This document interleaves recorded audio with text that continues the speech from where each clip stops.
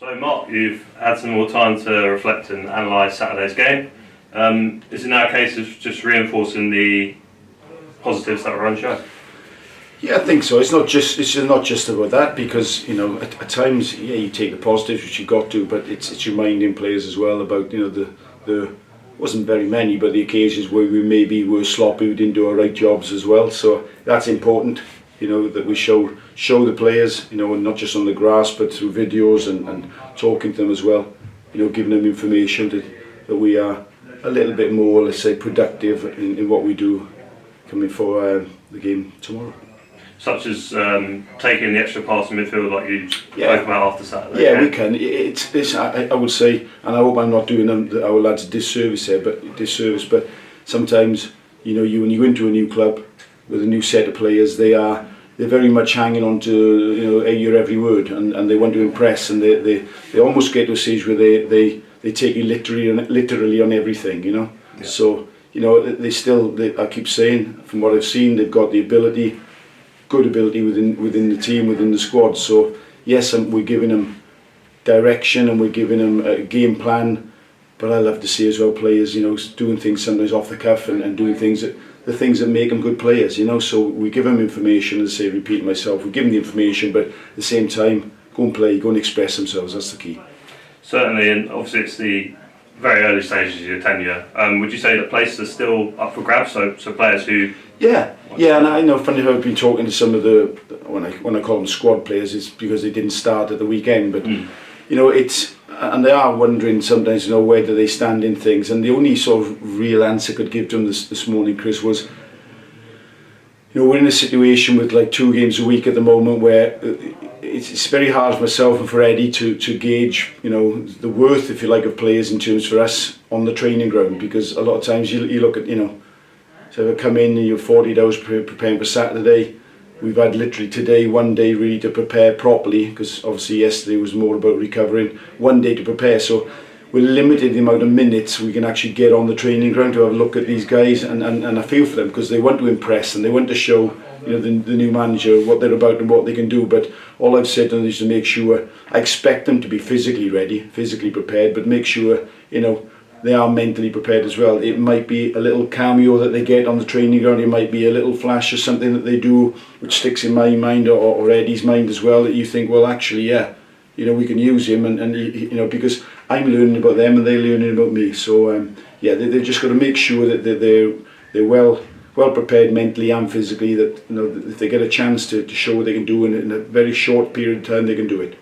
And then with regards to team news, are there any fresh injury concerns? No, not really. I think we've got only the one issue with Brownie, just into Lee Brown, in terms of I think he's got a problem with COVID. I think he's tested positive. I know he's tested positive, so he's going to be missing for us, certainly for tomorrow's game anyway. But on top of that, we've got 1 or 2 lads who maybe weren't ready, at the weekend, who are now coming back into things and are pushing for first team places. Good stuff. Obviously we take on Charlton tomorrow back at Flower Lane. I know you're very excited about it, as am I. Will it be interesting for you to sort of reacquaint yourself with your old side? Yeah. I think since I've left there many years ago, taking teams to the Valley before. We took Red in there about 18 months ago, and we got a very positive result. I think we won 3-1. 3-0 even, I think, so we had a positive result then. And listen, it's nice for any coach, any player, when you go back to or your old club you used to be with, visits. Very happy memories of the place, and they are still, like all my ex-clubs, still got, albeit small place in my heart, I suppose, but that'll certainly go out the window.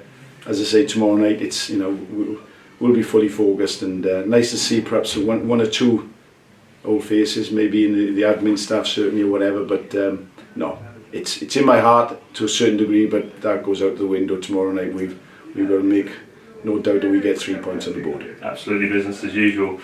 Staying on the subject of Flower Lane, I'm led to believe you played there before.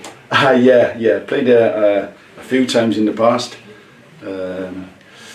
Our fans wouldn't like me for saying this, but I think my last game, again I'm talking about light years ago, my last game for Tottenham, or one of my last games for Tottenham as a young player, I scored against Wimbledon there. I think I got a goal for Norwich there as well, but Yeah, but listen, the one thing that, you know, and I've said since I walked in the door, the one thing I do know, certainly even more so now with the new stadium and everything, and I can't wait for the atmosphere that, you know, because I've heard so much said about it by the players and the staff here, and they will have, the crowd will have, I know it's a cliche, but it's genuine, they'll have a huge part to play in what we do, and not just in the positive moments of the game, Chris. You know, I fully expect us to be in the ascendancy and getting on top, and expect us to go and win the game, but more probably about those times in the game, you know, if it's a 5-minute spell, a 10-minute spell, it might be a half-an-hour spell where we're under pressure, you know, and those are the times where, you know, we've got to make sure that the positivity is generated through our players, because we have, you know, it's a young squad, it's a squad that thrives on these periods of momentum in games that the young players do, so we've got to try and create those periods more and more with the way we play, but also with the atmosphere generated by the crowd. And then just finally, how have you found your time here so far? I know it's very early days, but it must be great to be back working. Chris, honestly loving it, absolutely loving it. You know, there's nothing that's changed my perspective on the club. Before I come in, I thought I was coming into a club that's got a rich history, that's got a fan base that's passionate about it, that's got good young players, that's got everybody working in the environment, that's pulling in the same direction. That's, you know, people who basically I didn't know knew a lot about the club. The first thing when I've received text messages, they've said, you know, you're going into a good club. You're going into a good club. So, and nothing's changed my mind on that. As I keep saying, we know we're under pressure to stay in this league, but I'd like to think we got the ammunition here to make a great fist of it over the coming month.